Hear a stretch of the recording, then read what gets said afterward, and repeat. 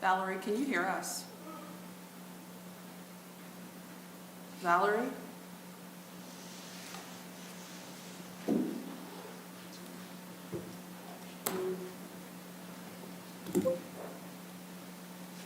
She's talking and it's not.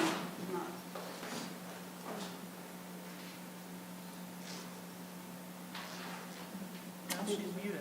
I think she was talking though.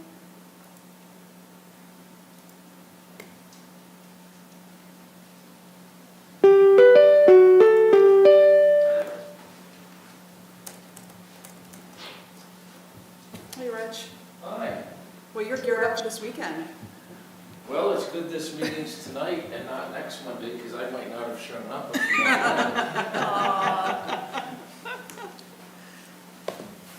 And that's not a rumor, that's a fact. Have faith, it'll be okay. For the sake of people I know, they better hope we win.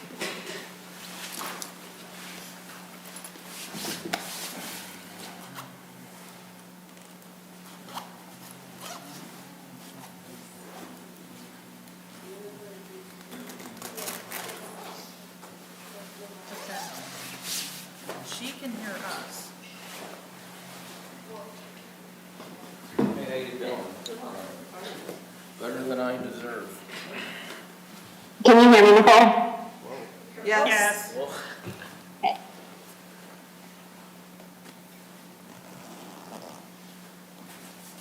I tried talking to you on the chat, but she didn't respond.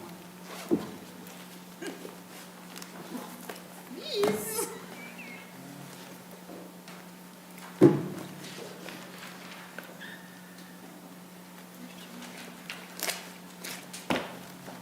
Did you give me a plan though? Yeah, I brought them in. Hi, Ellen, how are you? Good. How are you?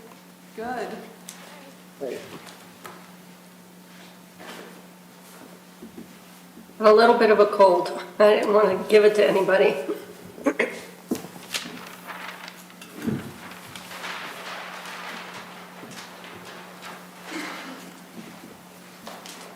We appreciate that. Yes. This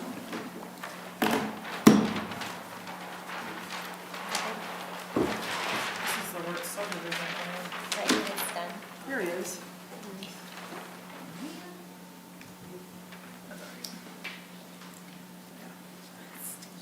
It's not like a Mylar. It's done.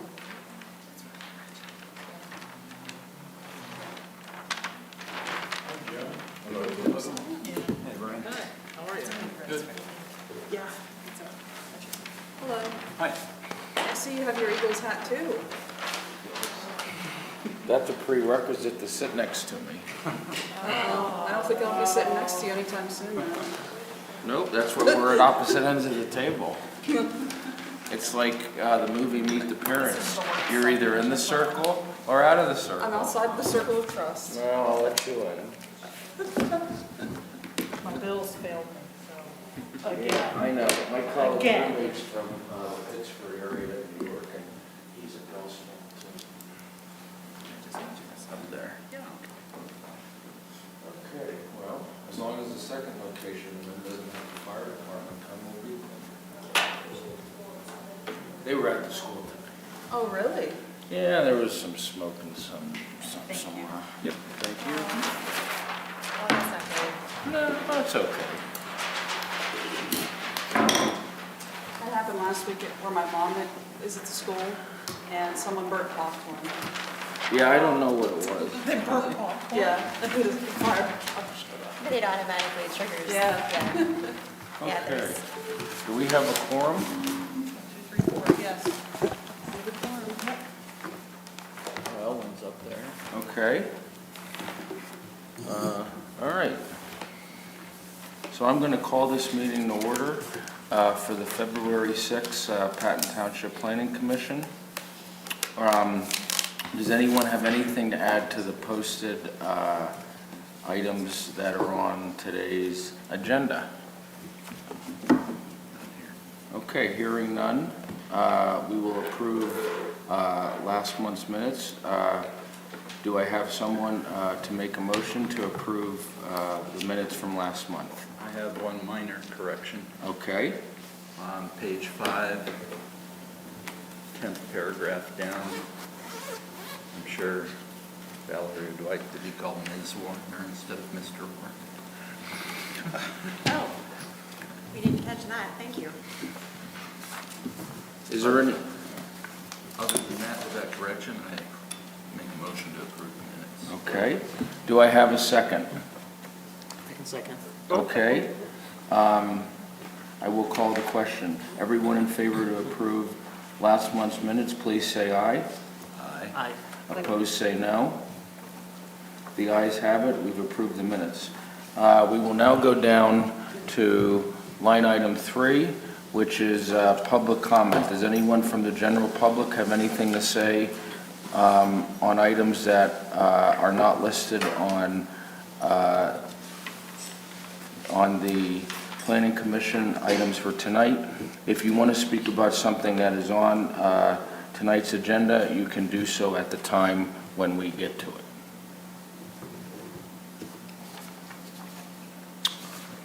Okay.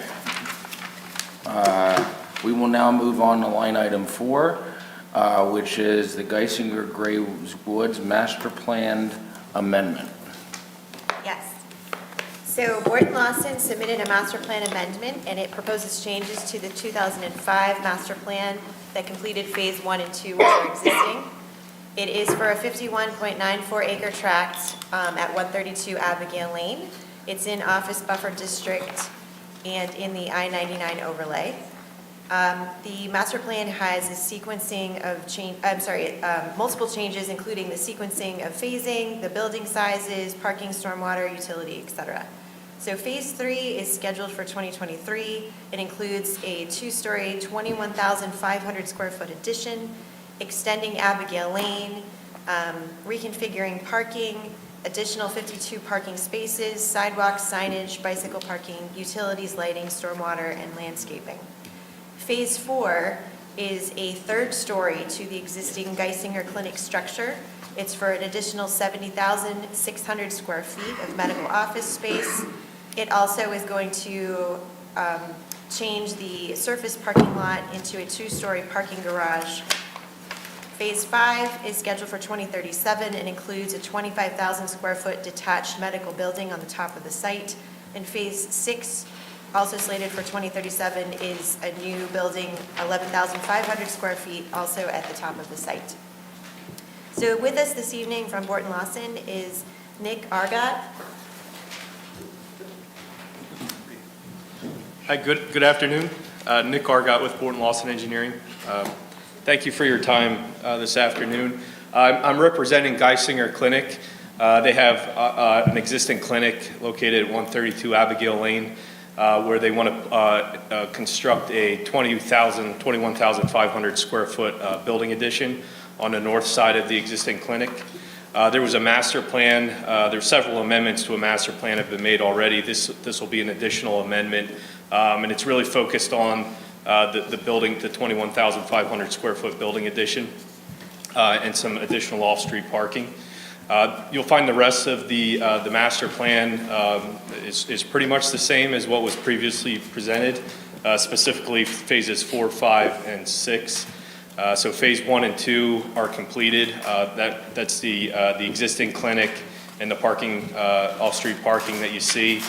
And then phase 3, which is the amendment to the master plan on the north side of the building, 21,500 square feet building. There's this area right now is a grass area, so there is a slight increase in impervious area associated with it, and we're going to manage that increase in impervious by modifying one of the existing stormwater basins on the site. In addition to the building, we're also installing some off-street parking, 52 off-street parking spaces. That area of the site is partially an existing gravel pad and partially a wooded area. I'd say about half and half, or maybe a little bit less than that. So we're going to be paving the existing gravel area, cutting down a few trees, and then paving into that wooded area to get the 52 parking spaces. I will note, and we do have land development plans submitted that are currently under review for this project. And understanding, land development isn't discussed at this meeting, the focus is the master plan. But per the ordinance, the off-street parking requirements for that size building addition would be 108 parking spaces. So we are requesting a waiver to install 52 parking spaces instead of the 108 required by the ordinance. We did do a parking analysis on the site, so we went out there and, counted vacant parking spaces and to justify that waiver request. In addition to the parking study, we did a traffic impact study for the base conditions and also the conditions with phase 3, 4, 5, and 6. The results of that study were, I would say, 80% complete with the traffic impact study. The preliminary results indicate that there would be a need for a traffic signal at the I-99 and Graves Woods Boulevard intersection, as well as a traffic signal at the Graves Woods Boulevard and Abigail Lane intersections. And then in addition, some turn lanes northbound right into Abigail Lane, southbound left into Abigail Lane, and a northbound left into Scotia Road. So again, it's just preliminary, and this plan is kind of meant as a conceptual plan just to give you an idea of what the traffic improvements would look like. But certainly as we work to complete the traffic impact study, we'll refine all that information and then put into place whatever improvements are required as a result of the study. So that's phase 3, and then I'll just briefly touch on the remaining phases. So Leslie mentioned phase 4 as being a third floor to the existing clinic and parking deck over the surface parking at the rear of the property. And again, that's the same as the previous master plan that was submitted for this site. And then phases 5 and 6, which are further north on the property, or I'm sorry, it's actually east on the property, is 2 medical office buildings, so a 25,000 square foot building footprint and 11,500 square foot building, and then the associated off-site off-street parking, sidewalks. We do have bike parking, open space, all kind of incorporated into the master plan. So right now we have received a second comment letter from the township that we're working to address. That letter was dated February 2nd. So we're working through those comments now, and I intend to resubmit here by the end of the week for the review of the township. I'd be happy to answer any questions that you might have. My only concern, a couple of times that I've been out there, is finding a parking space, and you're asking for a waiver for less for the addition, which is quite a few, that's what's required, but. Well, they're going to present some information where they went out and counted the number of spaces on a typical day. So Yeah. we'll take a look at that. Yeah, it seems, if I can add, it seems like the parking deck is underutilized. Like you drive around the surface parking and you really don't find any parking spaces. But the majority, when we did our study, the majority of the vacancies were inside the parking deck. So I don't know if you got inside the parking deck. And I think we can kind of rectify that issue with, some site signage, that directs people to the parking deck. But usually when I'm there, the parking deck is, like I said, maybe half full, and the surface parking. And understanding, I get, the surface parking is the preferred parking area. I'd much personally prefer to park in a surface parking lot than in a parking deck. But I think we can provide some signage, to direct people to the parking deck for parking if there are no surface parking spaces available. Okay. Anecdotally, this is where I go to the doctor, and I've never had an issue of parking. Although I do tend to use the deck, I just kind of find the first spot that I get, and I just Right. park there. But even if I've used the surface lot, I've never had to circle around, and I've been there I don't know, too many times to admit, probably. But, so that actually doesn't concern me at all. I was wondering, like, why, the 52 new spots, is that because of the additional, for the phase 3? Is that directly related to that? I was wondering if, like, you had enough spots already in the parking deck to, like, not need those spots. Yeah, so what we're trying to do is provide, to answer your question, I guess basically is yes, there's enough spaces in the existing parking spaces to accommodate the building addition. What we try to do, and the magic number is 85%, so when a parking lot is at 85% capacity, it's perceived as full. And you run into the issue where you're circling the parking lot a number of times or going into the parking deck to find a space. So what we try to provide, it would be, I guess 115% of the capacity, so you don't run into that issue. And that's kind of the reasoning behind putting in the parking spaces that we are. Here's another point. So if the parking was, if the remote parking of the parking deck was already too remote, and then this stuff is going to be even further remote, is that something that you guys are concerned about? Sure, yeah. So I don't think that this parking lot isn't meant for, patients. It's more for staff who's going to be there all day, so they can park there and they'll be directed to park there to free up closer spaces for patients. Yeah, and it's not, if we had, the site is challenging with the slopes that are there, and it's in that area, it's, mostly developed, so that we were kind of limited on the options we had to expand parking. I'm sorry, I've got a lot of questions about this one. No, that's okay. The new bike path that you guys are also indicating here, which phase is that part of? So there's an existing bike path that's right adjacent to phase 3 now that's existing. Phase 5 and 6 would extend the bike path further east on the site. Okay.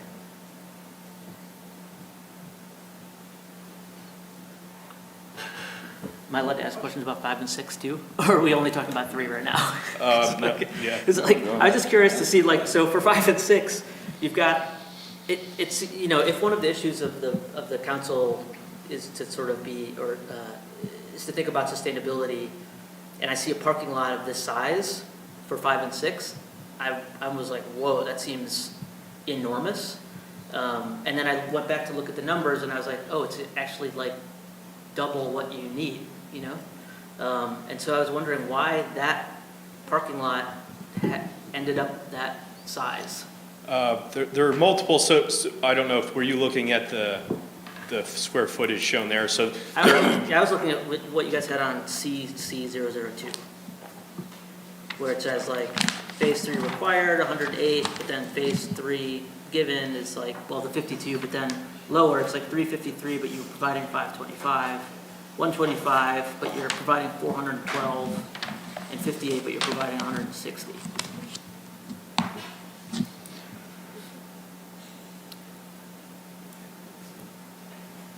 Yeah.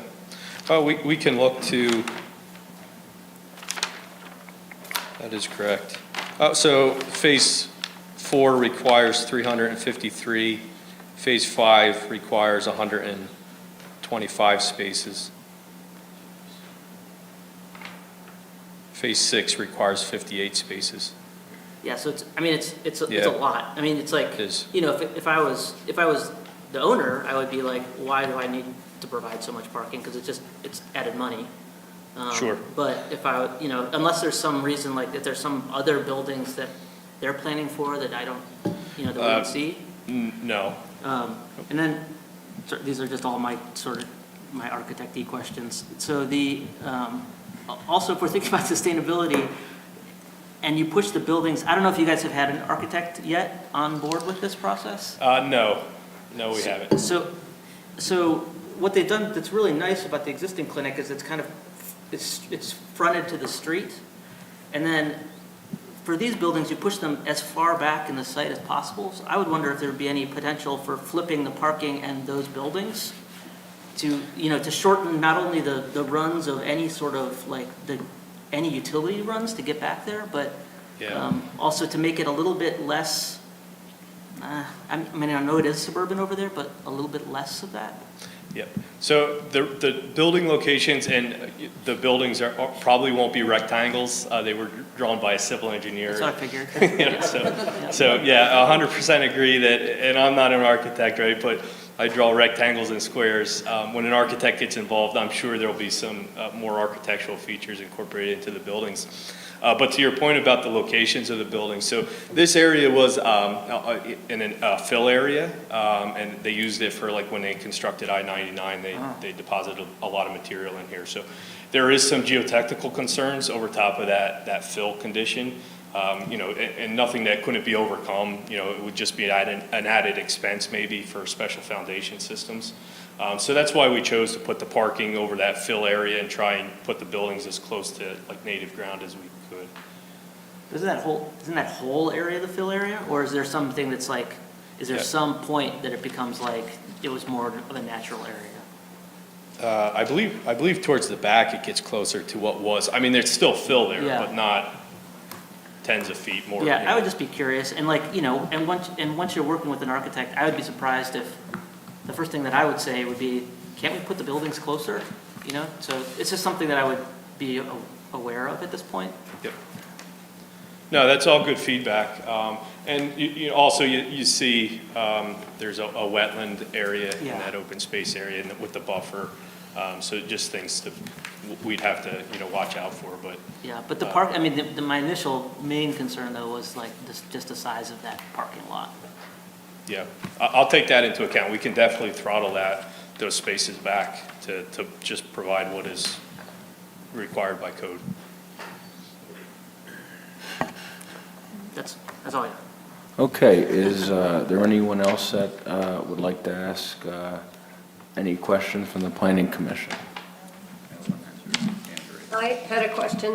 Go ahead. Okay, so I guess I'm wondering about, you talked about the building addition, and I think the year is 2023, and I'm wondering, are you saying there are no architectural renderings, or we have no idea what that would look like? No, we were speaking to phases 5 and 6, so they would be like the 2037 construction dates. We do have full architectural drawings for the building addition, phase 3. And, maybe everyone else has seen them, I just hadn't seen them. Yeah, I can provide another copy. I didn't provide the full set of plans. I did provide like a building elevation of the addition, and I can make sure that's resubmitted if you'd like to see it. Yeah, I would. I don't know if anybody else would. Yeah. Do you want to see like the floor plans too, or is it just kind of? Just the Mostly elevation. how it's gonna fit onto the building and how it's gonna appear, yeah. Okay. Is it the same, is that the same architect that's doing the addition?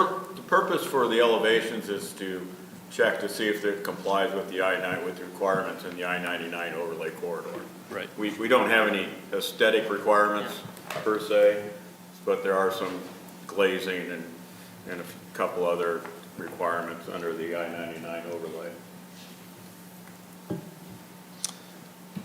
I don't believe so. I don't believe it's the same architect. I'm just curious. Yeah, with that said, we were trying to match, the existing building as close as possible. So when I resubmit the master plan, I'll send the building elevations along with it. Does anyone else have a question on the planning commission?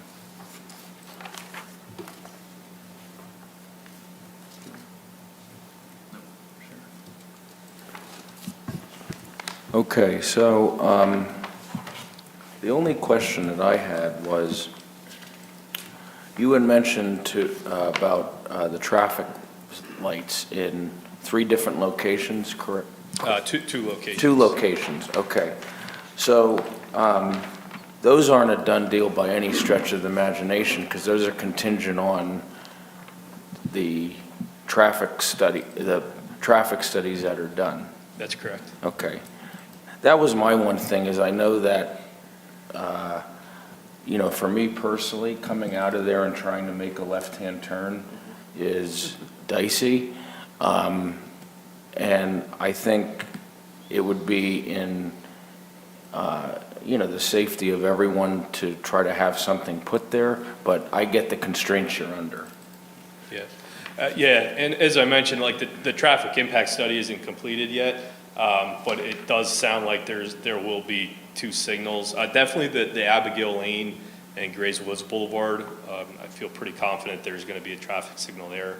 The one at I-99 there, not 100% sure of just yet. Okay. So, if I'm looking at what we're asked to take a look at tonight, we were asked to recommend a conditional approval of the Geisinger master plan. Is that correct? Yes. Okay. With the completion of staff comments. Yes. Right, with the completion of staff Yes. comments. Now, where does the elevation piece play into that with obtaining that? So we do have an elevation, but we were reserving it for the land development plan. Okay. Because what they provided in the plan set for the master plan does meet what's required for the I-99 overlay. So we can show you the elevations if you like, but that sort of goes more with phase 3, which is the land development. But we don't want to leave you questioning, or is that something we can pull up, or? That's something, Easily, where is it? I don't think it hurts to look. No, not at all. Okay, So I think making sure that you are satisfied that this elevation meets the I-99 overlay requirements when it's submitted with the land development plan. I believe this portion of the building is just outside, or maybe just is inside the I-99 overlay, the tiniest bit, but this is the elevation, and we do have a photograph of where it's going to be located also. So this Okay. is specific to phase 3. What you're approving tonight is the overall master plan for all of the phases. Right. To amend the 2005 plan. right, okay. So all of the items with the parking that Brian brought up, those are playing in, Well, when the land development comes in, we'll just be looking at the parking for phase 3 only. right, so that's nothing contingent with anything this No. evening? Okay, One of the staff comments is to make sure that the master plan does satisfy all of the parking requirements for the Right, building square right, I saw footage that, yeah. for parking. So that is one of our comments pending. So if you are able to conditionally approve the plan tonight pending staff comments, that will be something that will be addressed before the master plan is finalized. by the board, okay. Okay, so having said all that, do I have a motion to conditionally approve based on meeting all of the staff comments, the Grays Woods plan? I motion. Okay, do I have a second? Second. Okay, all in favor of approving the Grays Woods master plan with meeting the staff comments conditionally, please say aye. Aye. Those opposed say no. The ayes have it. All right, thank you very much. I appreciate your time. Thank you. Thanks, Nick. Thank you.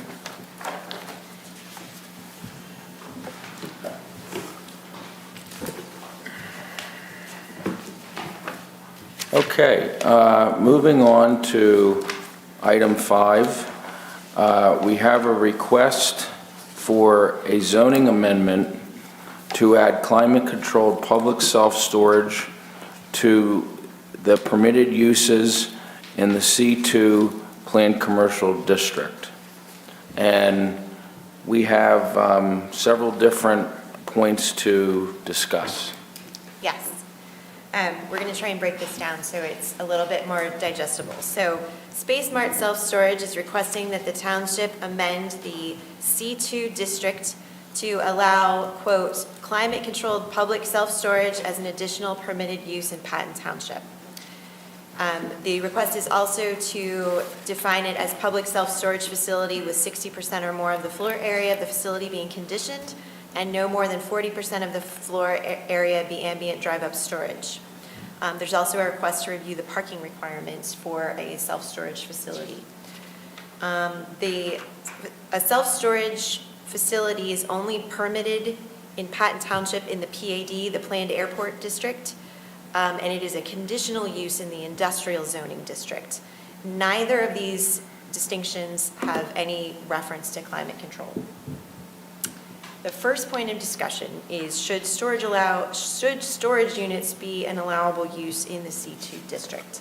So attached in your agenda packet is the original letter that was submitted by SpaceMart. There's also some renderings that were presented, I think they were presented to you at the last meeting, of other storage facilities. But there's also a map that shows the C2, there it is. This shows all of the C2 areas in Patton Township. So the request would be not specific to any property, but for all of the C2 zoning designations. Now, if you, sorry, let me find my spot. The C2 district specifically says the intent is to provide a cohesive unit of commercial usages arranged and constructed according to a plan which will serve the regional needs of this area. It is to reserve areas in the municipality for specialized stores and larger retailers who must have an expanded trade area. So that is Patton Township's intention for the C2 zoning district. So with that in mind, and based on where you would be allowing such a use, do you think that this use should be, could you argue that this use meets the intentions of the C2 zoning district? Comments from the planning commission? I think it covers everything that it's supposed to. I mean, I think it falls into the parameters of what has been approved in the past. Well, I have one comment on it. I actually, when I read this prior to the meeting, it did make me feel like it's not a retail usage. The thing, and then this gets to a later point, I guess it's also, I think it might reflect also on the appearance of the facility. So maybe the climate controlled and the kind of the approach that SpaceMart was taking was a more, it was more retail looking. It didn't look quite as bad as some of the other drive-up storage facilities. So, and from my perspective, I don't particularly like the idea of including it in C2 now that I've seen all the areas and understood the first. And now I understand better what the zoning was meant for. But maybe when we get to the later point of talking about a definition, maybe it could be defined in such a way that it is more consistent with that, especially appearance-wise. I have a quick question regarding C2. What about Patton Crossing? That has the overlay. Patton Crossing has a mixed-use overlay on it. Yeah. So would that also be included to possible putting in a storage unit in there or not, since it has the overlay? Yeah, if it's a permitted use in the C2 district, it would be a permitted use in the C2 district with an overlay.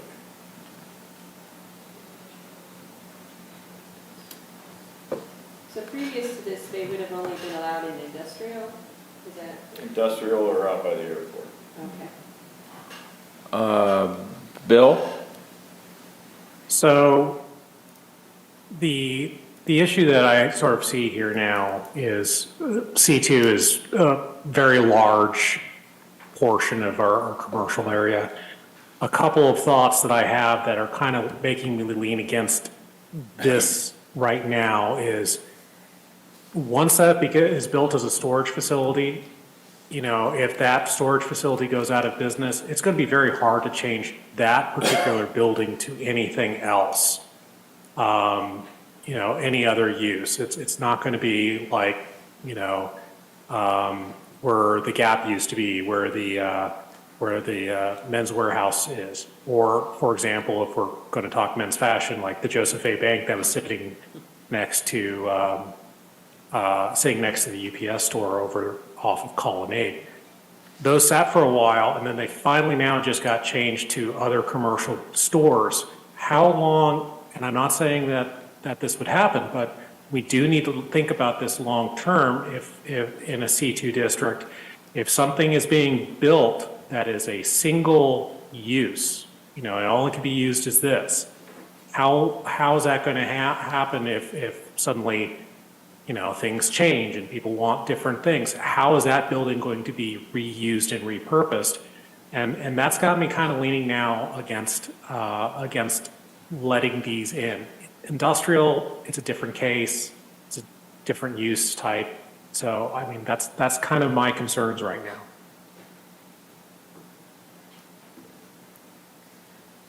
My main concern isn't by Home Depot, it's in the other C2 areas. And I agree with that statement wholeheartedly. It's not the fact that this is going to go next to Home Depot. It's what about all the other C2? Right. That's my concern. So, Well, do we have to, I mean, does it have to, can we do like a conditional just for that piece of property, just for that C2 development where they're proposing to put it? Or does it always have to be? Well, the request was for in the C2 district. So generally, the first thing we like to do is look at uses across the whole district to see if that's the best, if it fits.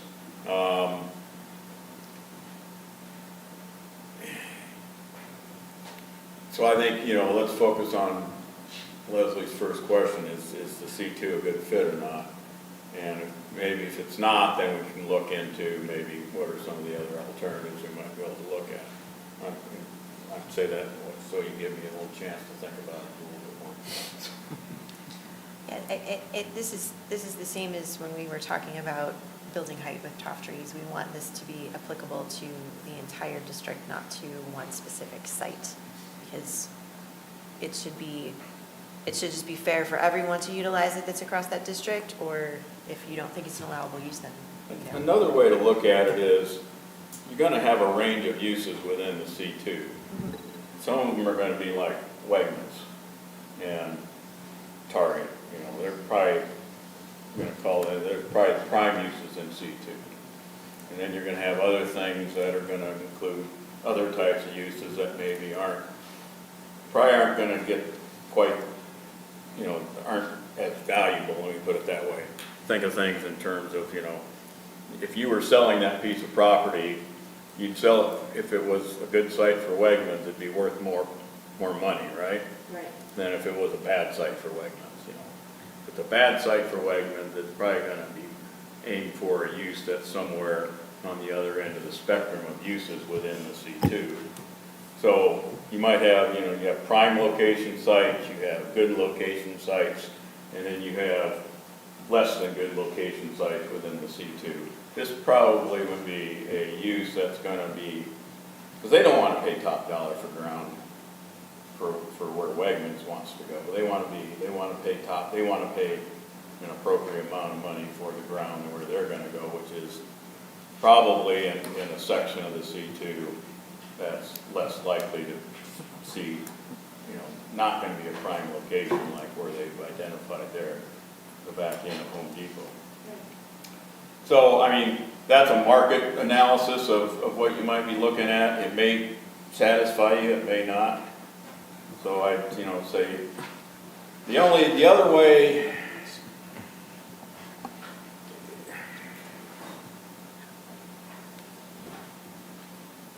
it's hard from an aesthetics point of view or something like that to put conditional uses on things. We tend to use conditional uses. One of the reasons we use conditional uses is because a use may be appropriate somewhere in a district, but not everywhere. But I'm trying to think how you apply negative conditions or something like that. it could be conditional. What's that? It could be conditional, but here, so Alex pulled up. But what makes this, yeah, you could say it's conditional, but if somebody wanted to, why would you deny somebody to put it next to Wegmans? And that's valid. So I think, well, so I have two thoughts here. So first, Alex pulled up what's an allowable use in the C2 district, just so you can sort of see what's already there. So it's all the permitted uses in C1, which C1 is typically smaller lots, plus all of these other service establishments, and it's an extensive list. It keeps going. Passenger bus stations, commercial dairies, parking lots, financial, you know, it's pretty extensive. So if your concern is more about how it's going to fit in, public and private garages for the storage and maintenance of motor vehicles. So if your concern is more from an aesthetic perspective, I think there's some ways that we can work on that through the Saldo. You just need to tell me what you're envisioning, and if you think this should be, if you think there's a potential with aesthetic changes to make it an allowable use, then I think we can move forward. If you would like to look at some other options to redefine this, if you're not comfortable with it in C2, then staff might need some time to go back and regroup. I had a couple questions. Do we know where, or I'm sure you do, where all the current industrial districts are where this would be allowed in our on Patton? Pull up your C2 map again, Alex. It is? It's this purple one? There's a zoning map behind you too, if that's helpful. There's a large one. Here we go. So the zoning is kind of a light, trying Yeah. to get my pointer. There's industrial right here, right? This is all industrial. So we're sitting in the industrial district. Yeah. So if it's, I mean, it's already permitted here, and it's permitted by the airport, Yeah, that's the industrial district. Is the industrial district changing or something? I mean, it's like, I don't understand why you would have to locate it there instead of there, you know, when it's like adjacent.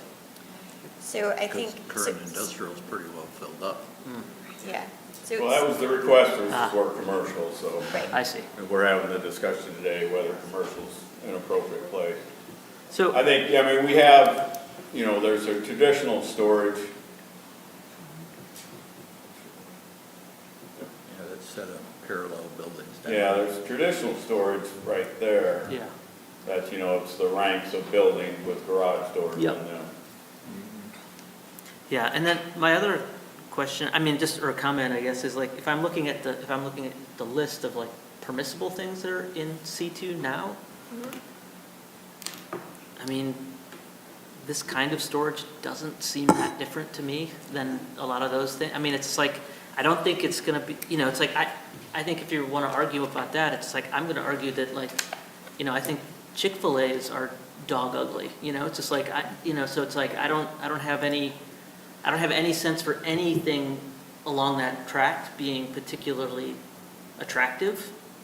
Not that we should sort of encourage more unattractive building, but if it's, you know, without a different kind of plan that really attacks the sort of, you know, the whole character of that corridor, I don't think that this one thing is going to change it.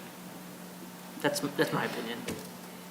So if you want, I know we went through the C2 district pretty quickly. The C2 ordinance is attached in your agenda packet. Yeah. So it's as is, except for the red text that's in it. That was the proposal for this evening. So if you want to look at the if you want to look at the permitted uses in that long chart, Yeah. so that you can absorb them, they're in that attachment. So, is there anyone else on Zoom that has any comments? I was just going to ask, once everyone's done with their questions, is, so what are some of the quote-unquote how things look pieces that we could examine? Well, I think With, that brings, sorry.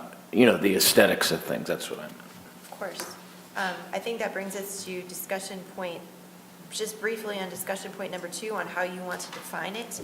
I gave some examples of what Ferguson College and Harris have done And then there was only one municipality that I could easily find that has any reference to specifically climate-controlled unit. That is in Syracuse City, Utah.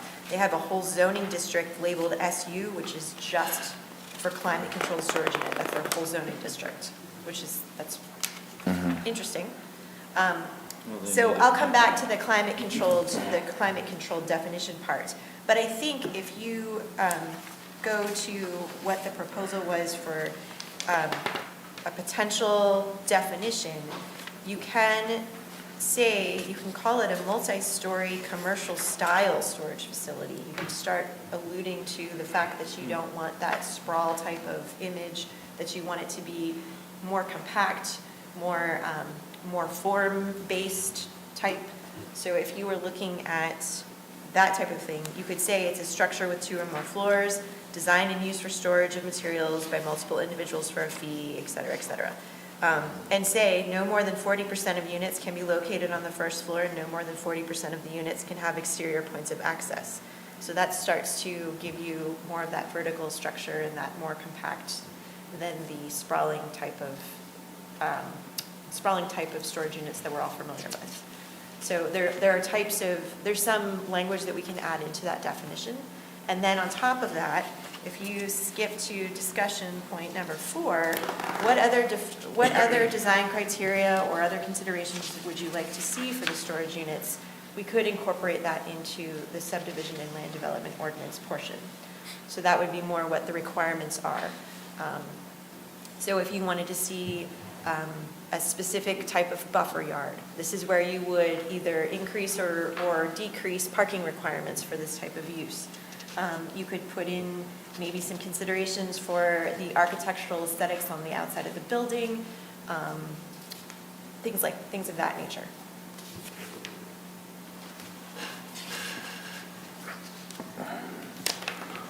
Okay, so going back to discussion point 1,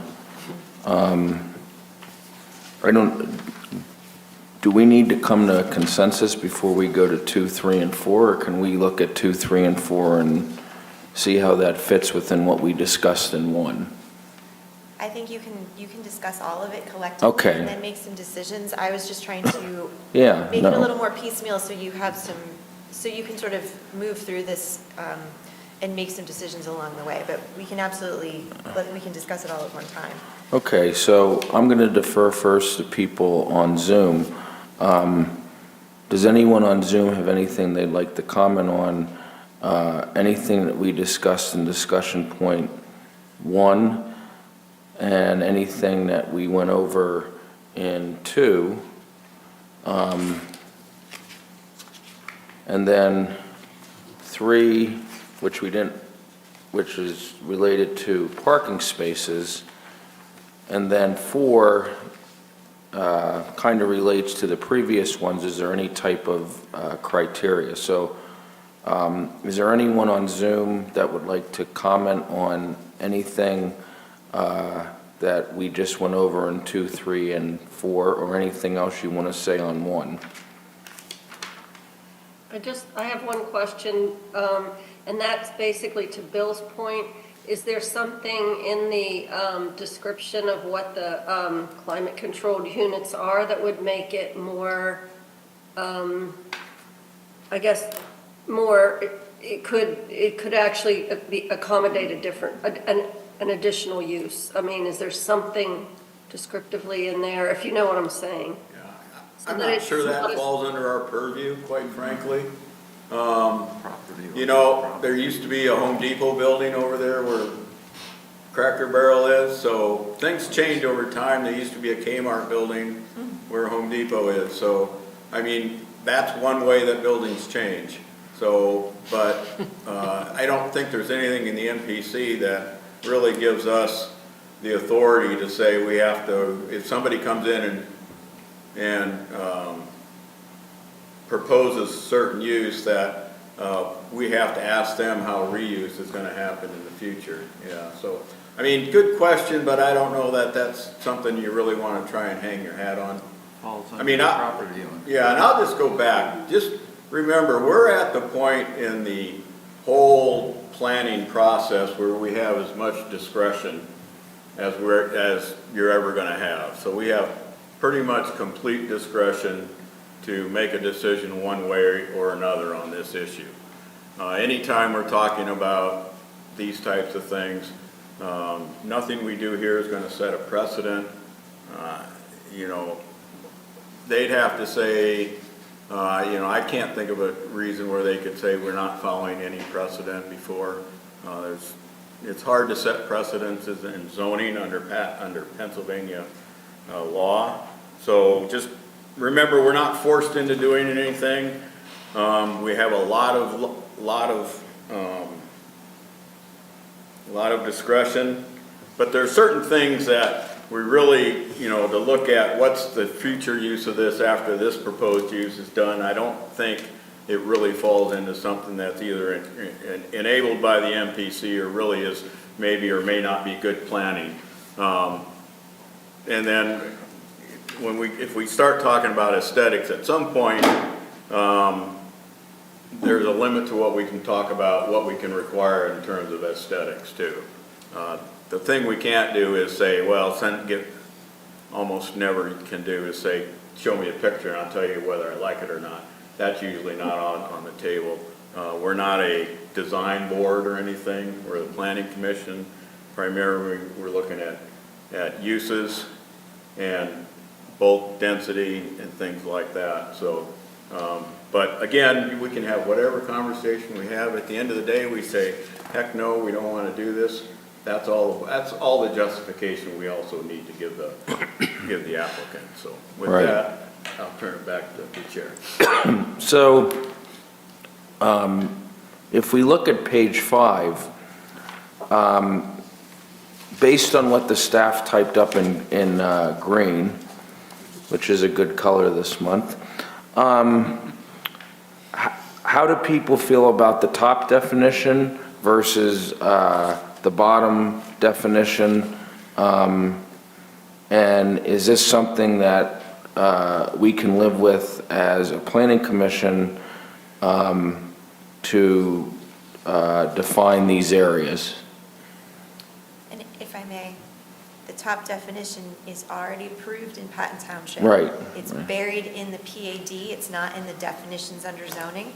So if you do choose to do either of these definitions, my recommendation would be to put it in the definitions under zoning. So that's like right in the beginning of the zoning chapter, if that makes sense. So the first definition is already in the Patton ordinance for Right. PAD. The second one is the proposed one. You can add either or, both, none, whatever you'd like to do. Right. I think for C2 would be looking at the multi-story, the second one. Right.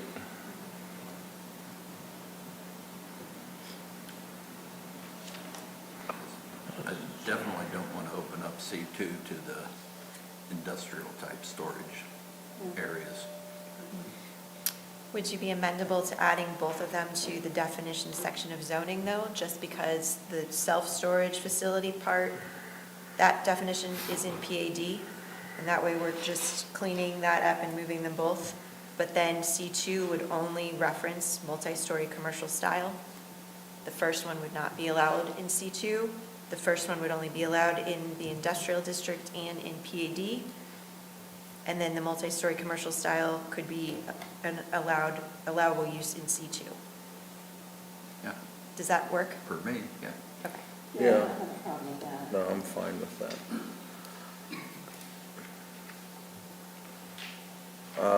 How do people feel on Zoom?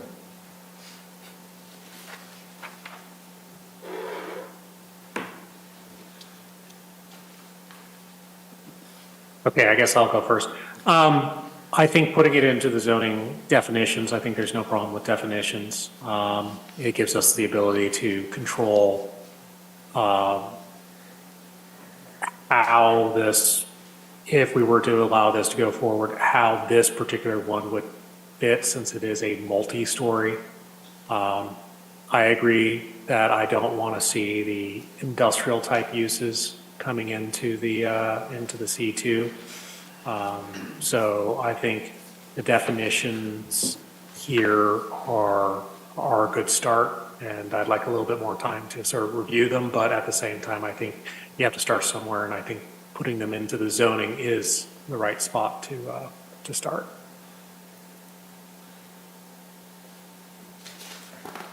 Okay. Anyone else want to make a comment, or, because I was going to say, if you want to take a look at discussion 3, what's in green, what our thoughts are on the parking, 1 per 50 units, plus 1 per each full-time employee, plus 1 for each loading zone.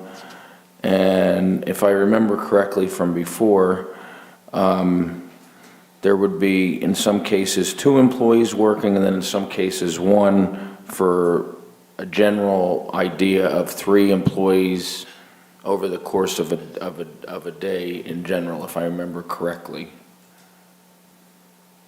I don't teach math, so I'm just trying to think. Okay. Right. So are we comfortable with the 150 plus 1 for each full-time employee? So that would be 2 at some cases, or 1, and then plus 1 for, obviously things going to the loading zone. I'm good with it. Yeah. I think the one question I would have is, how are you defining the size of a storage space? That's my question. I mean, do we want to go with the square footage of storage space versus per unit? I know per unit is easy, because you say, it's 200, so then 200 storage spaces, so that's four lots. But do we want to actually say something else? So I leave that to staff. Well, usually the storage units, they have a variety of sizes of storage units in these types of, you have some really small ones, and then you have some medium size and some large and some very large.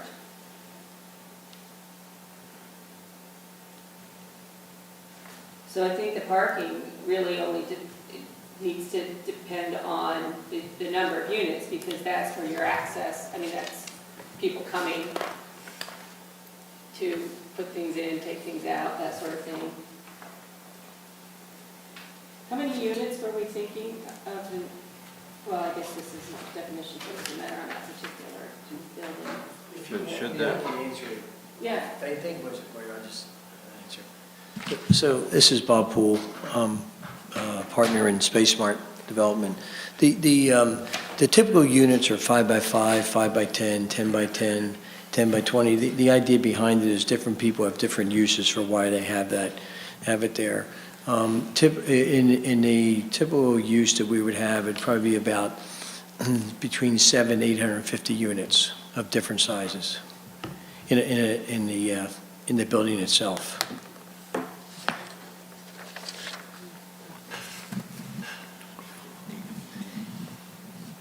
And to help you a little bit with just to throw it in there, and I've just listened to everybody, is that just a couple comments. When you look at your definition, I'm not so sure we don't meet that as a specialized store, because it still is a store. It basically leases and rents out space. I think the other thing is, when you look at your current uses, I was looking at some of them just a minute ago, and if you talk about aesthetics, if you look at some of the uses that you can do in the C2, and you have no control over those aesthetics, this will look unbelievably great in comparison. And if you run down your list there, and I was looking at some of them, it's just totally, so, because I think it's fair, it's a good conversation, but at least to know what you have there. I think it was Doug or somebody mentioned that, you don't have an aesthetics situation there, but if you look there, public and private garages for storage and maintenance of motor vehicles, what does that look like? And you have, I just picked a couple out there that you have, and you got ambulance services, dry cleaning, automobile service stations, animal hospitals, billiard parlors. So if you actually, hopefully Jeff last time showed you in elevations of what these look like. we do them all over, they're really pretty darn attractive. And when you look at the use, and it was another fair question. One of the things you try to do with self-storage is not to have a far distance between the rooftops, because the people who use it are most people that have a home or an apartment or a townhome. If you can't afford to put, even though you have a C2 district up there, you can't afford to buy land near Wegmans to build a storage facility. It's impossible. The land along Atherton Street is unbelievably expensive. We're fortunate here because one of the things I think we can do for Patton, just a little history, is typically storage works within a 3-mile radius. Once you get beyond that, people really don't go there. And a couple things, if you think about this, because we do a lot of housing. Your housing today, first thing, the lots are not as large as they used to be.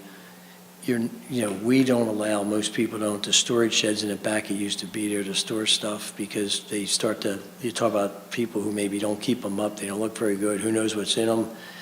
If you look at townhomes and apartments, they really don't have the storage capability. So what self-storage has done across the country, the reason why you see the popularity of it is because what it does, it allows people to store stuff in a climate-controlled environment, some not climate-controlled. They want to protect their furniture and things like that. And the other thing is that you have very little traffic. The peak hour, you don't have any issues with it because people go at all different times. But what you're giving the area of Patton Township is a place where they can actually put their facilities. Houses today use trusses. Unless you get a heavy-duty truss, we used to all store in the attic way back when. You don't store in the attic anymore. So if you look at it, what self-storage is doing for affordability factor, it allows people in an inexpensive way to be able to store their stuff they had from the past or current, whatever. So it's really a good thing for the area in the sense of, as we develop, if you look at Park Forest, you look at Grays Woods, you look at Top Trees, look at Grays Woods, Top Trees, they'll have a reasonable, decent amount of storage needed because you have a town center, you have apartments, you have townhomes, all which need storage. And so what this really does is serve your community and serves it in a good way. And then the next thing you say, what happens if it ever goes out of business? Well, one is it's metal studs. If you took the metal studs out, somebody's always needing to store somewhere. There's such a lack of storage in this town, it's unbelievable to put things. So there's a lot of benefits to a self-storage facility. And I said, if you look at the C2 district, it isn't currently in there, but if you look at your uses, it's as good or better use than anything there. And it produces tax dollars. It doesn't impact your school district. There's just so many benefits to it. And it's quiet. People go, they store their stuff, they leave. It's really, if you look at for Patton Township, if you look it up, it's basically a 3-mile radius. In New York, where we've done them, it's a 1 mile because it could be 1 million people in 1 mile. But typically, once you get beyond that, people don't do it. So you look at 3-mile radius and you really cover your Patton Township at all. And where it's really going to be important because you have the I-99, as people look for that, as Top Trees grows and Grays Woods goes, and the Park Forest area right now, they're going to have a place to put their stuff. So I think it's a great use for the location where it's at and what it's going to do for the area. But any other question, any question you have, just ask me.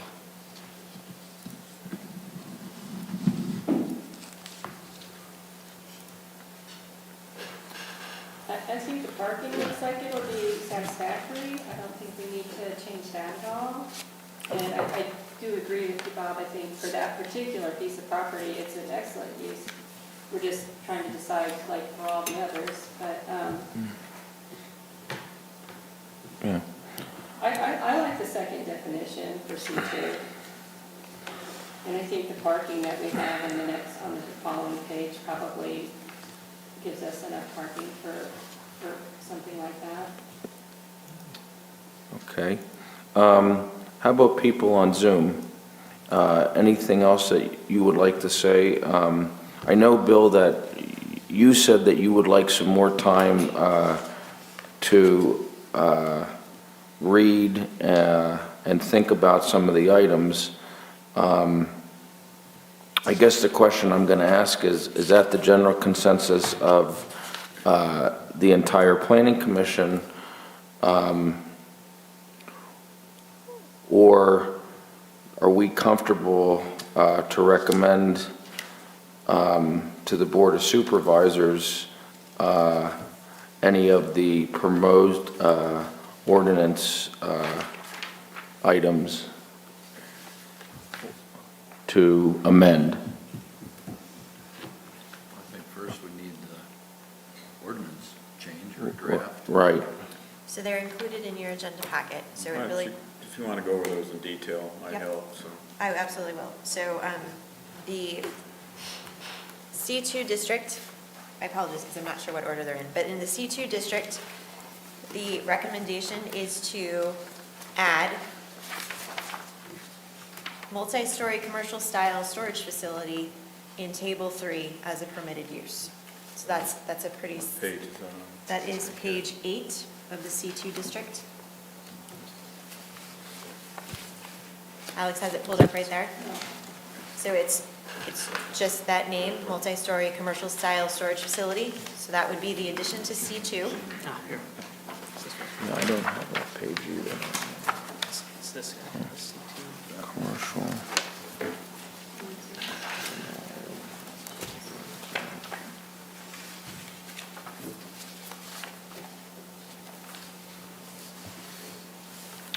Yep, it's in there. Okay. Did you find it?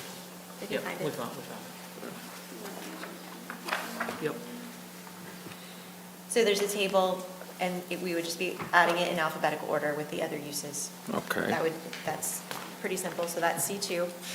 And then in the definition section at the beginning of zoning, there would be 2 added definitions, or 1, whatever you want to do, but the draft is for 2.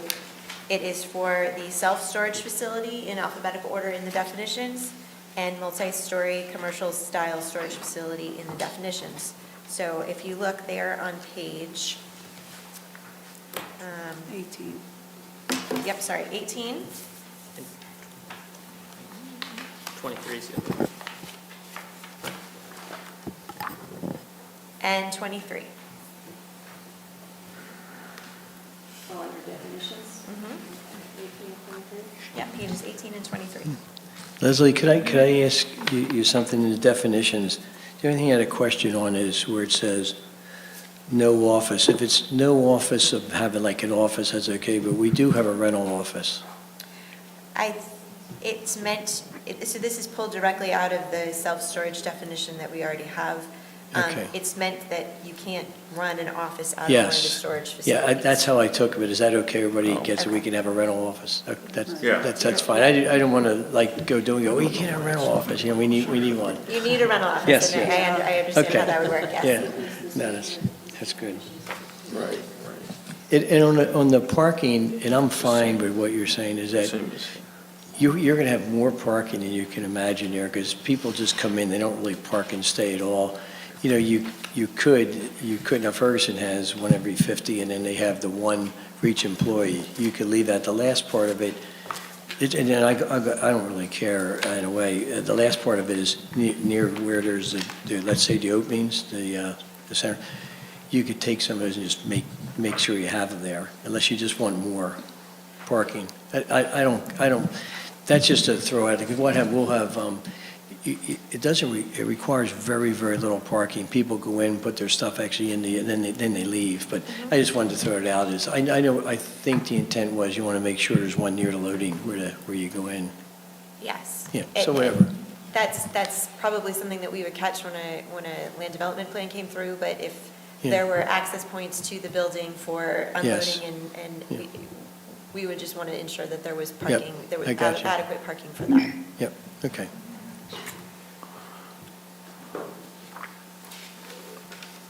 Okay, so those were 2, and then the third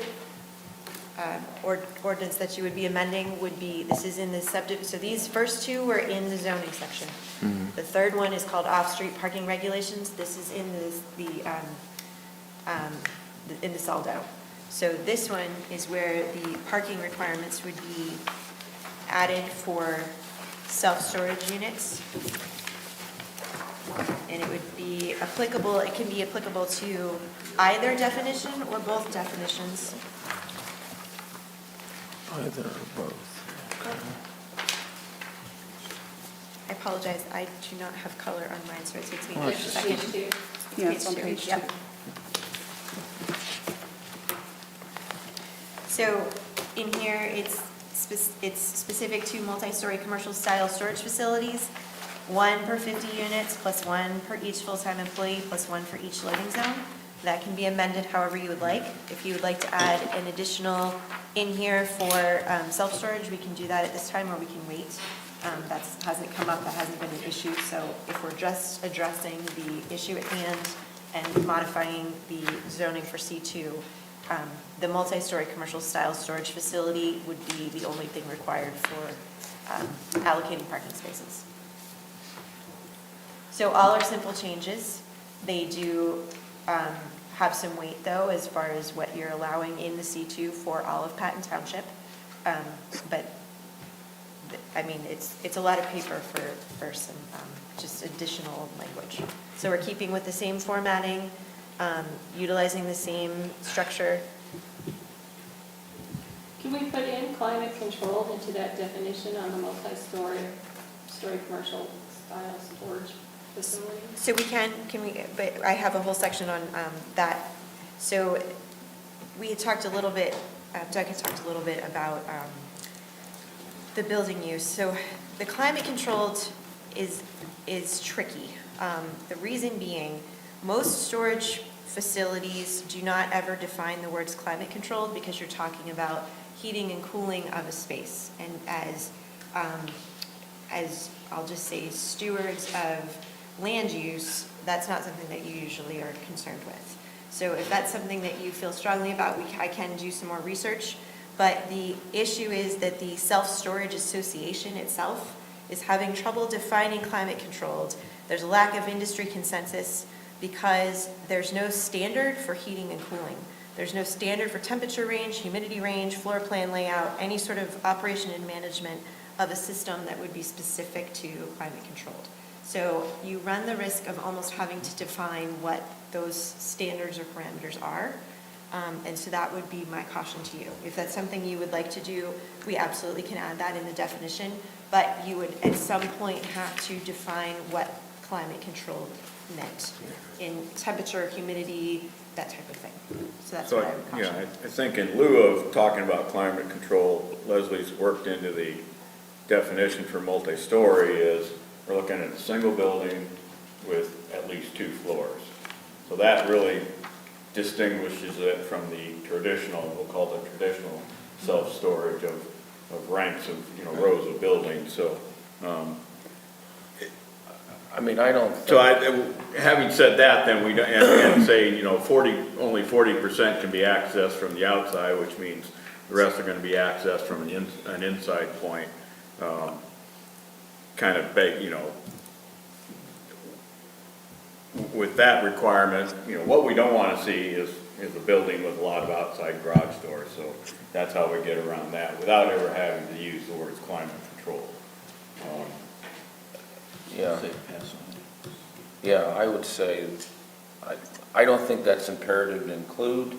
Myself, I don't know what people think on Zoom.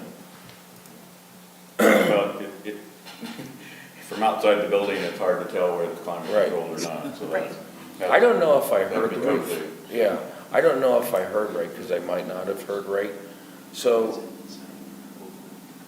every unit in this proposed storage facility will be climate controlled, or will be a mix of some climate controlled and some not? I thought you said a mix of some. Correct. So basically, we would have, let's say 40% would be non-climate control and 60% would be climate control. Okay. And so actually Doug and Leslie's definition, what they're saying, would actually cover that by definition, and Right. we wouldn't have that, Yeah, and then, there's an unspoken assumption in there that the 60% that are accessed from the inside are probably climate controlled, but we're not gonna go in there and check that, so. Right, no. I mean, I don't think it's our purview to dictate, what temperature they keep them at and what the Right. humidity is and blah, Yeah, blah, it's like blah. if you don't like that, you'll just go to a different storage facility, It's just Right. like- Right. Right. The- Put it in your yeah. parents' basement, right? But I think, I think, from where we're at now of not having any controls, I think, that's kind of an agreement with who's putting their stuff in there.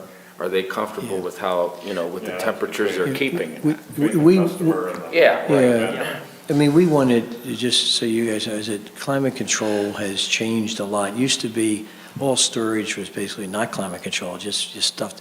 Well, today, people really want to preserve things, and obviously, if it's not climate control, you have issues with certain stuff that you want to put there, so it will definitely be we call it climate control, but you're right.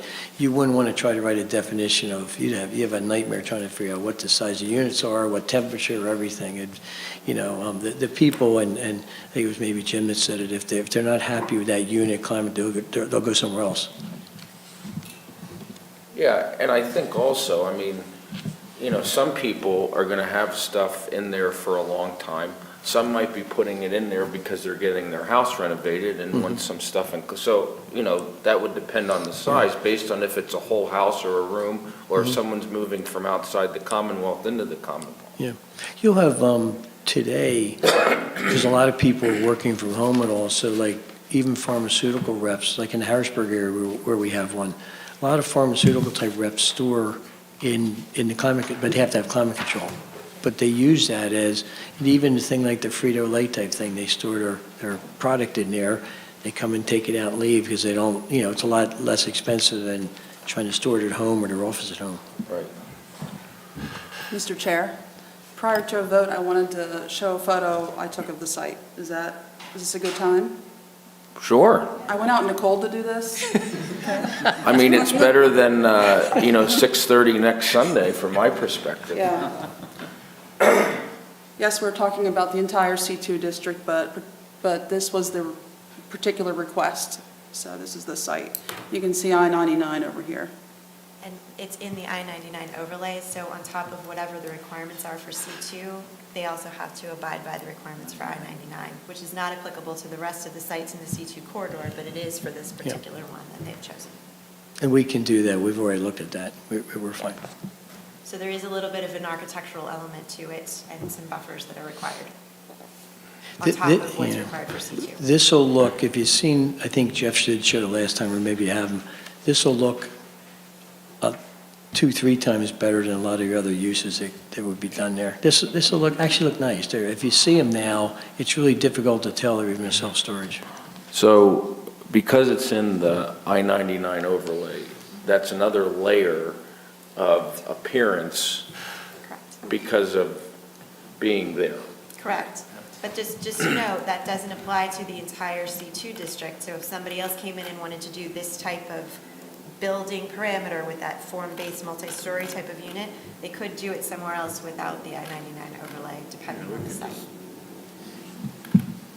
Yeah, but that's the same way that, we don't prohibit right now one mattress firm from opening across the street from the other mattress firm, Oh, I didn't know we had that. Or the Starbucks that opens inside of the other Starbucks. Yeah, so just for the I-99 interchange overlay district, just so you have a sense of what some of the architectural issues the requirements we do have. The one says buildings shall use same materials are ones that are architecturally harmonious on all building walls or other building components. And unpainted concrete, you can't use unpainted concrete blocks. So all the way around this building, they'll have to have some sort of finished surface. Glazed areas shall not exceed 60% of the exterior. So we don't want, and these are things we incorporated back before even, as I-99 was being planned, so about 20 years ago. So we didn't want glass buildings. So we put in a limit on how much glazing there could be. Was there a minimum limit that you guys put too? Is that For commercial buildings there are, for retail. Okay. Yeah, yeah, for retail, I think, I can't remember, I'll probably find it here. And then it's a facades greater than 45 feet in length, this is the target part. Any facade greater than 45 feet in length facing a right-of-way shall employ one or more of the following architectural design strategies. Use of varying materials, textures, or colors. Use of architectural detailing or elements such as windows, colonnades, porches, porticos, columns, pilasters, cornices, or canopies, or varying horizontal elevations, bumps out, or recesses. So this was in response to Target's long brick wall that everybody hated after they built it. So you can't build long walls without any sort of treatment to them. And then, yeah, facades of retail buildings that face a public right-of-way shall have a minimum of 30% of the ground floor exterior shall be devoted to windows or display, or to windows or display windows. So those, I mean, those are, you know, the bare minimum of our, I mean, they're fairly, I mean, they're not overly restrictive by any means, but it says you can't just build a concrete block building and, you know, paint it or something, or not paint it. You have to do something. And if you ever go around to the back of the Home Depot building, you'll find a wall that actually has relief of trees on it. Now that was probably, they went a little overboard on that, we thought, but they did do that to meet to meet part of these requirements. And you notice that the front of Home Depot has actually a little more interesting detail than most Home Depots with the portico, their covered areas and the stone wrapped columns that they have. So those were all things that we negotiated as part of the I-99 exterior stuff. So. There's a lot of information here, so if there's more information that you want from staff, I mean, I can provide you something else later at the next meeting if you are not comfortable making a decision. Just to make things even more complicated, if you do want to take and review all of this, I-99 has two sections. There's one in the subdivision and land development ordinance, and that's what Doug was just referring to about the architectural features. There's also a section in zoning which has other requirements, so it's complicated. And the reason why they're in two separate sections is because Yes. the stuff that's in zoning is very, very hard to change. You have to go to the zoning hearing board to get a variance. So those things are typically, those are the things that, when we adopted these regulations, the Board of Supervisors didn't want to have any further discussion about those. And that's things like setbacks, buffer yards are in that, I don't think so, I can't remember. And then there's these other things where there's probably room to have further discussion, and the Board of Supervisors can ultimately provide waivers for things that are in subdivision and land development. So those things like the building exteriors are in subdivision and land development, so. Parking is a great example. Yeah, You guys parking do is waivers great. for parking? Yeah, parking almost, you always find, at least in Patton Township, parking in the subdivision regs, because we often have these conversations about, you know, our desire is to have exactly the right amount of parking. Obviously, it's really hard to have exactly the right amount of parking because parking needs vary across the year. So, you know, we always are willing to engage, sit down with an applicant and engage in discussions about parking, especially when they're wanting to provide less, and they can provide documentation to back that claim up. So both Home Depot and Lowe's both have less than the minimum required parking based on, they did studies at stores, similar size stores in similar types of areas. So those are, yeah, I'll stop there. I propose we move forward and drop back and go through each discussion point, see if we have a general consensus on each one. You read my mind, there's not a lot in there, so, okay. So let's go back to discussion point 1. Are we, so the main point in discussion point 1 is, do we feel that the self-storage units meet the intentions of the C2 district, Commercial usages. right. Should storage units be allowed in C2? Right, right. Should storage units be in C2? Yes, multi-story only is my vote. Multi-story only is my vote. Okay. People on Zoom? And then Brian? I'm multi-story only. Okay. Yeah, I still don't feel comfortable with it. I think- Yeah, I'm going to say I'm against it of any type, but I do think that I would like to see what was it, Utah that has the specific Special definition for the zoning? Okay, For specifically? okay, so, Because I agree that the particular piece of property that we're talking about, Me too. yeah, but I just don't want to do it for the entire C2. Me too. all right. So we're not in consensus on having this be for the entire C2.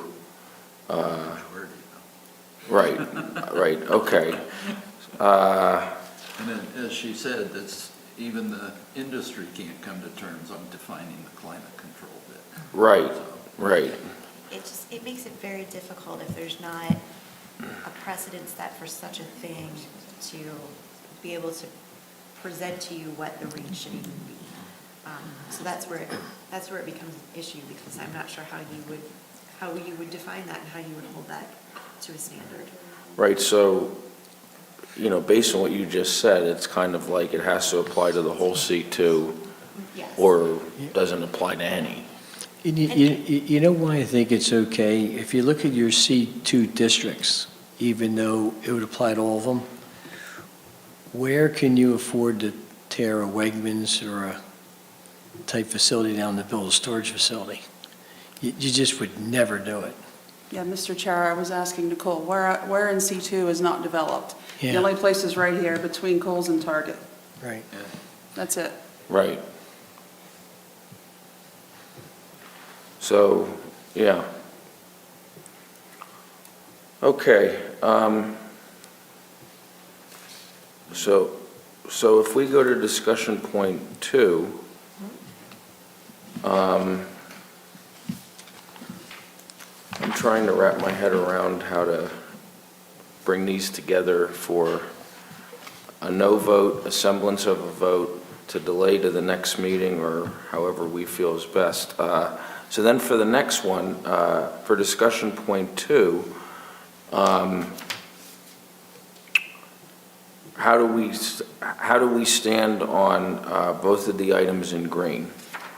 Go with staff As the recommendations. definitions for storage units, Yes, I personally think they're pretty comprehensive. I like them. okay. I'm comfortable with them. Jim? Good. Brian? Yes. People on Zoom? Yes. Okay, so What about Ellen? Ellen? It's okay. I mean, again, when you were going over the architectural features that were described in the I-99 overlay, I thought, well, if we have to make this apply to all C2, then could we somehow incorporate that into the description, but just, Well, we're incorporating multi-story. right, Yeah, you are, but not but that wasn't actually part of the I-99 overlay. I mean, some of the features that you described there with the unpainted, the painted, the things that Doug went through. right. Okay, so 1, we're not all for. 2, we're comfortable with Definitions on storage. those definitions on storage units What about climate control though? and climate control, right? That one, that's the one they're saying that there's no real clear definition for that. Are we making a decision on that? The request was to allow climate-controlled storage, and that was in the request letter from Space Mart. Okay. So we do not have to include climate-controlled in order to meet what they're requesting, which would be to make storage units an allowable use in the C2. We're defining it so that it's similar to, like I said, that form-based multi-story type of a facility that's not sprawl. If you want to investigate climate controlled further, we can. I would like to have some more conversations with some experts in the industry, but as I had mentioned, it's difficult to define what the parameters are because the industry is so split on, they don't even have a That's standard. my You know, comment, if we have to. what they're proposing would fit under this multi-story, Yeah. so You- they you- could do it. What Leslie's proposing is better than what we propose. We're going to do climate control to regulate your climate control, how you're doing. I think Jim was saying, you're protected under what you have right now. We just call it that because that's what we want to do, but we're going to do it anyway. Okay. We're going to do, in other words, it's really going to be conditions. It's going to be heat and it's going to be cooling. For you to define that, and how you define it is going to be difficult. Yeah, that's, okay. Yeah. I guess that was my question. Yeah. We had discussed that it would be very difficult and there was Mm-hmm. no consensus, but it's sitting here in bold print, so I was just trying to figure out if we have Yeah. to make that decision. We asked for it and didn't go into the detail like the staff did. That's why I've said this many times. They do a good job. They think about it. We just said we're doing climate control because we are, but there's more to it than just say we want to do climate control. And it would be very hard for them to come up with a definition of what that is. And you have it protected now anyway. Okay, so now we're on the parking. Are we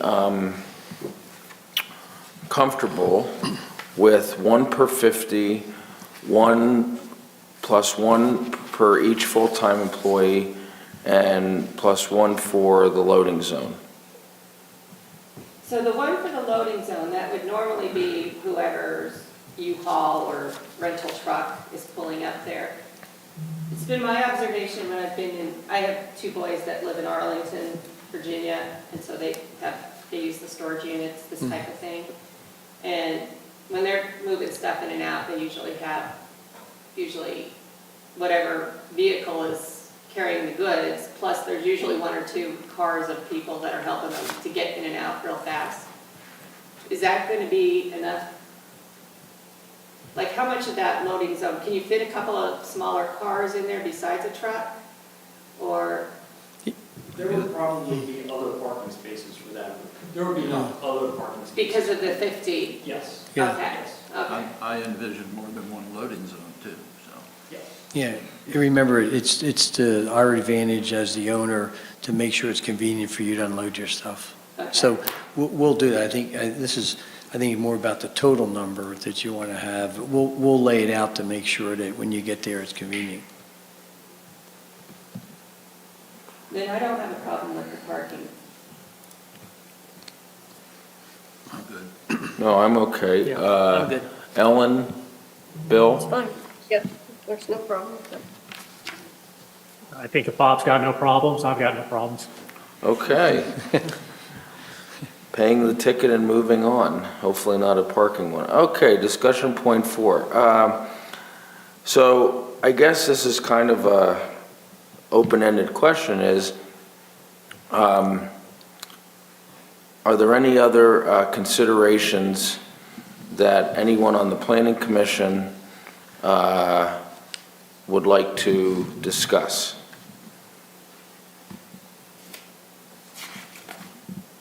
I think the rest of the C2 ordinance covers it. Okay. Sharon, Brian? Okay. Anyone online, Ellen or Bill? So I guess one just random thought question is, can we require that these multi-story buildings be put into the 99 overlay district? I don't know. That's just sort of a thought that I had when I heard the controls that the I-99 has. can we say that in C2 that you're allowed to have a multi-story, you're able to have this contingent that it's in the I-99 overlay? I don't know if that's something that is a good idea or is even feasible. But are we requiring that for other buildings that will be in the C2? Just, I would be saying just the storage units, facilities, right. yeah. That would address my concern, but It would address my concern. I just don't know if we're legally allowed to do it. The I-99 overlay is, it's defined areas in relationship to I-99 and interchanges with I-99. So there are no other uses that are restricted to only the I-99 district. The I-99 district also covers other zoning districts. You know, it applies in tough trees, it applies in industrial zone. So,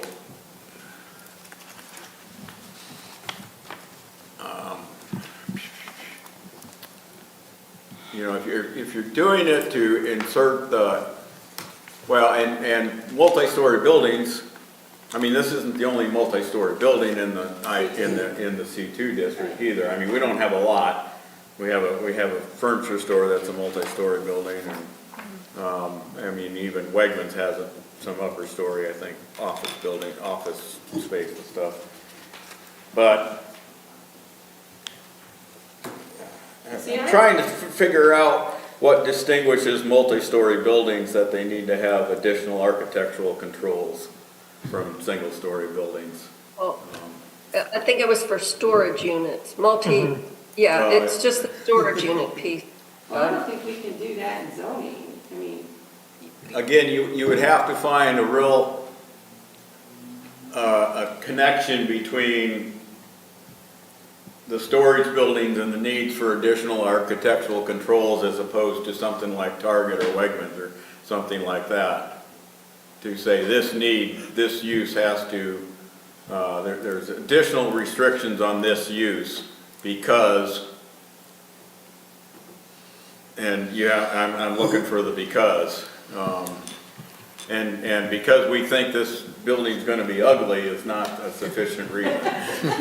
Well, there's a lot of it that's already within the overlay. If you look at this map, within the blue lines, that's all within the I-99 overlay, So, right here. yeah, but that's what they want. one of the things, yeah, I mean, I talked about having a lot of And discretion when we do things like this, but at the end of the day, we also have to apply things equitably, which means we treat everybody with the same set of rules, and we treat all the properties within a zoning district by the same set of rules, for the most part. Well, and I think, So, again, you know, we don't have different restrictions for grocery stores, or gas stations, or car washes.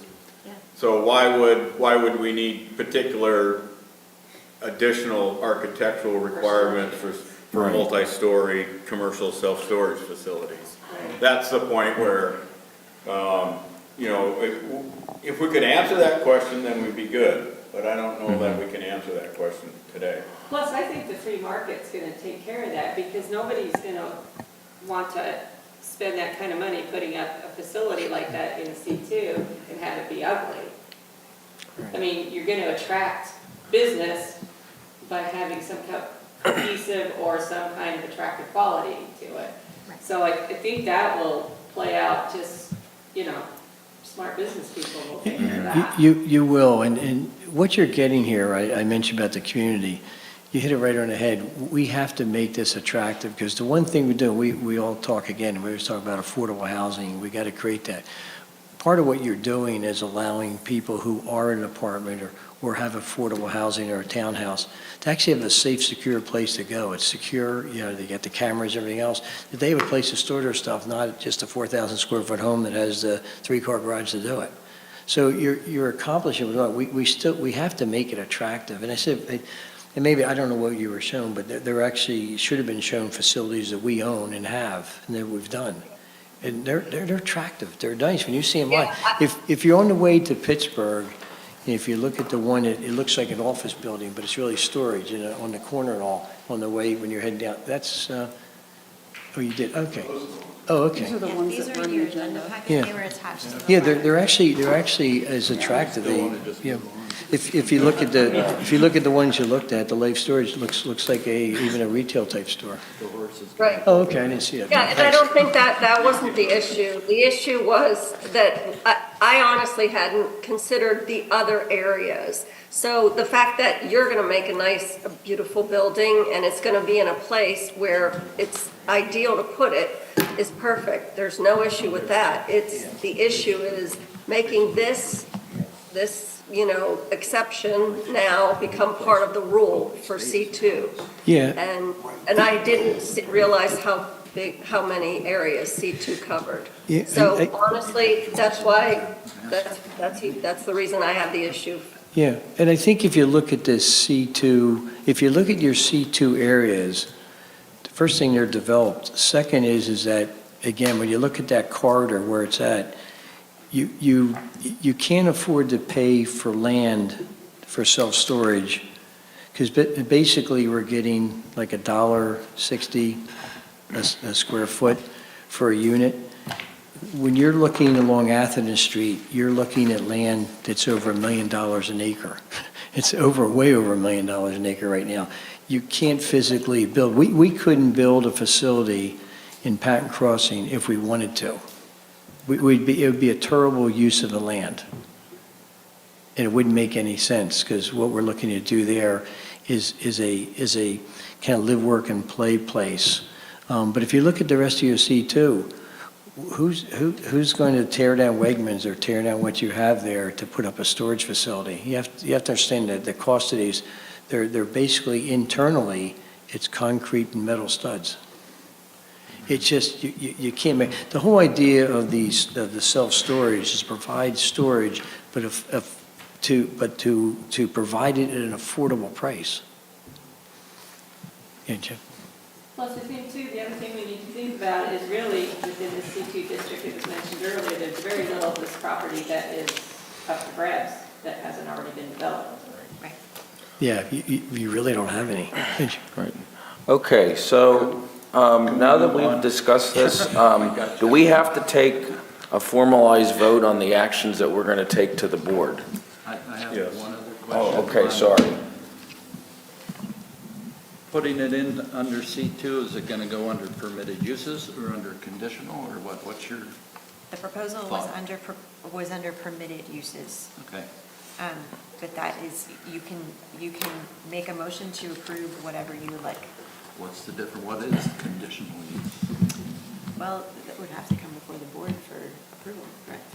Yeah, conditional uses are typically going to be things that aren't, you don't want everywhere within a zone, but some places might be more appropriate.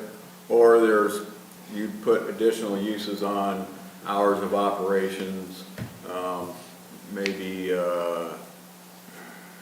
access points, things like that. Primarily, you're thinking, I will tell you, the best example I can come up with for conditional uses is if you think of churches in residential areas.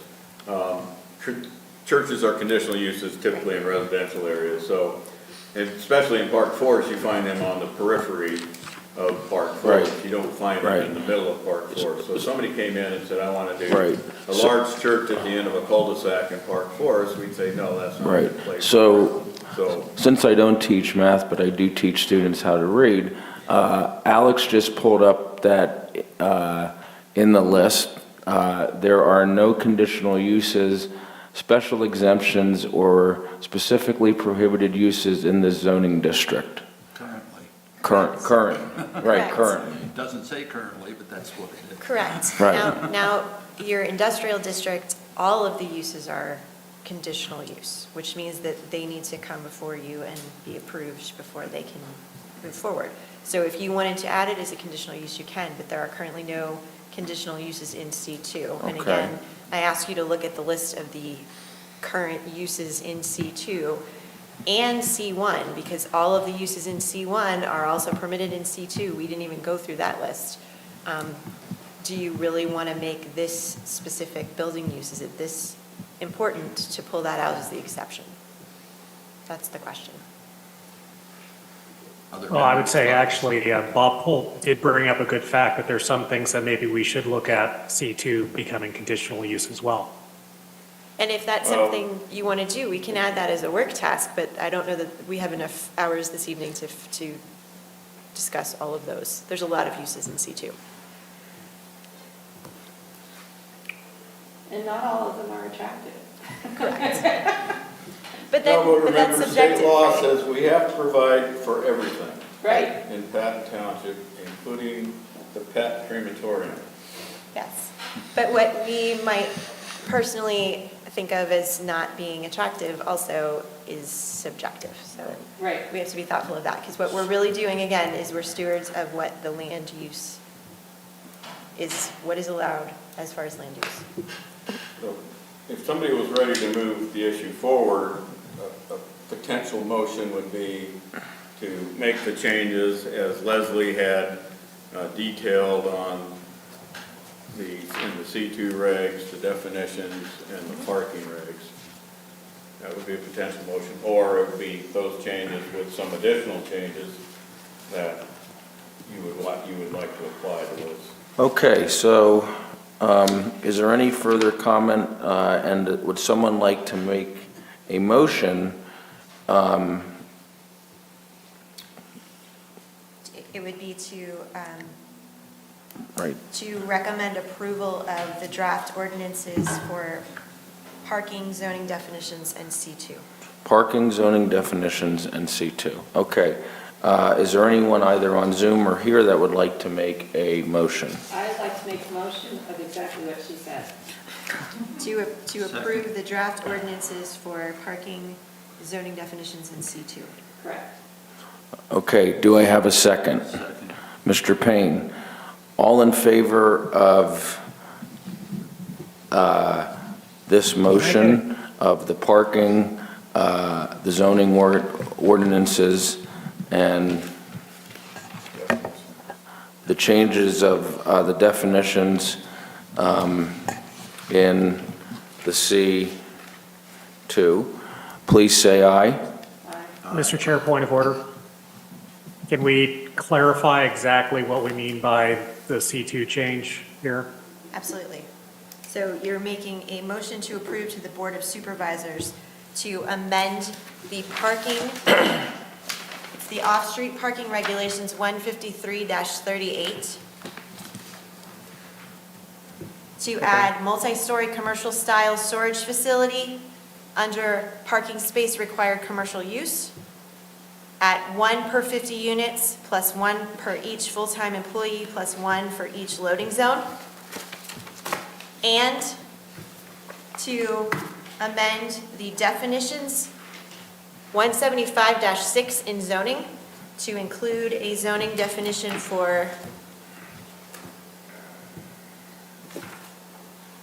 multi-story commercial style storage facility, a structure with 2 or more floors designed and used for the storage of materials by multiple individuals for a fee. All materials must be stored within 1 or more structures on the site. Storage of materials outside of any structure is strictly prohibited.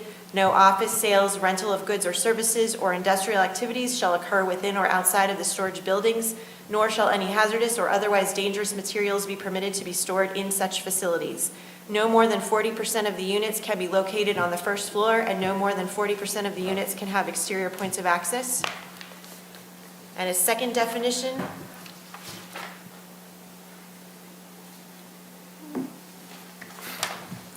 Self-storage facility, defined as 1 or more structures designed and used for the storage of materials by multiple individuals for a fee.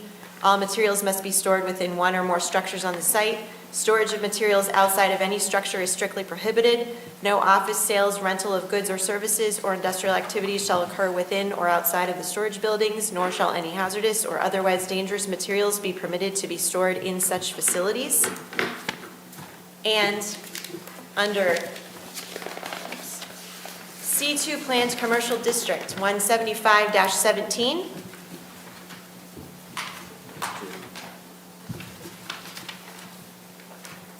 Allow under Table 3, C2 uses, permitted uses, multi-story commercial style storage facilities.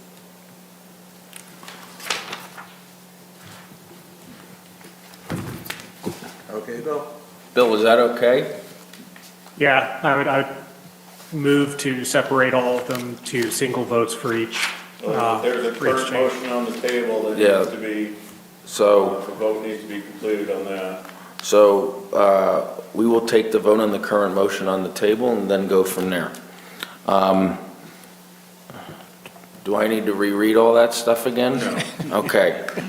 I got my fill of reading from 8 to 3:30. Okay, all in favor of the motion on the table, say aye. Aye. Aye. Aye. Opposed, say no. No. No. Okay, so if I'm doing math, it is 4 to 2. Yeah, I said it. The ayes have it. Okay. So that'll go initially to the Board of Supervisors on Wednesday. This Wednesday? Yeah, this Wednesday. You're up again. I'm up again. Yeah. So I don't know I'll bring you if dinner. they'll be ready to set a public hearing date or not, but we'll do a introductory session again with them so they have a good understanding. If they do take action, it would be to schedule a public hearing on the matter, which could be as soon as March 8th. Okay. But it might be March 22nd. Okay. Do you Well, thank. have all the verbiage that I'll need to actually read? I have to present this again, so if you just give a brief introduction, I will be up next with everything else. Okay, I got it, don't worry. because I tend to rush through everything at the board of supervisors It's okay. meeting. We'll chat, that's all good. Yeah, thanks, Doug. And again, thanks to the staff because the amount of research that they did to provide the information for the planning commission, make a good decision. I appreciate that and appreciate the planning commission's vote. Thank you. Yeah, thanks, everybody. Yeah, I appreciate all that work too. Okay, we are now moved on to item 6, work task for the Planning Commission and staff. And I know that we gave some ideas last time of some possible things. We have on the list solar incentives for new development, sign ordinance, RM and RMHP zoning, parking, and ADUs, accessory dwelling units. I don't know if there's anything else anyone wants to speak on in that line item. Where RM and RMHP again? What are those? Residential, Agreed. manufactured. It's residential, RM is manufactured housing and RMHP is mobile home park, residential mobile home park. Okay. Yeah, Sorry. RM is residential manufactured housing. It's the area up behind, I should have written that out, I apologize. Oh, yes, right, okay. The area behind that. One thing we just, since we just Valley talked Vista about, called- Okay, Valley Vista Park is the name. Yes. of the neighborhood. okay. I don't know if you were trying to say something, Ellen, sorry. Sorry. oh, I just, since we just talked about conditional uses as something we might want to, explore further, I just thought maybe that should be added to the list for C2. Throughout all zoning districts, For C2, just for the C2? yeah. Okay, Well, I don't know if anyone has any other comments. I was just, when we were talking about C2, that seemed to. I don't know if I have this confused, which could very well be, but didn't someone bring up of some things like with some junkyards and some other things?